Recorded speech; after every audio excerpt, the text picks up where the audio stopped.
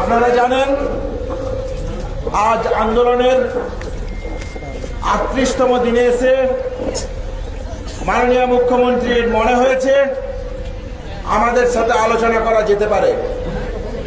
আমরা বারবার বলেছি আমাদের লড়াই মহামান্য সুপ্রিম কোর্টে যেমন আছে, যেমন চলছে ন্যায় বিচারের দাবিতে, ঠিক সেই রকম রাজ্য প্রশাসনের কাছেও আমাদের কিছু সুনির্দিষ্ট দাবি দেওয়া ছিল।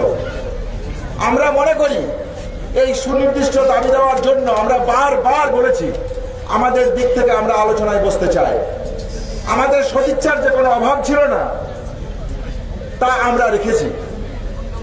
আলোচনার শুরু এবং আলোচনার যে ফলাফল উঠে এসছে সেই জায়গা সম্পর্কে কিছু কথা বলতে চাই।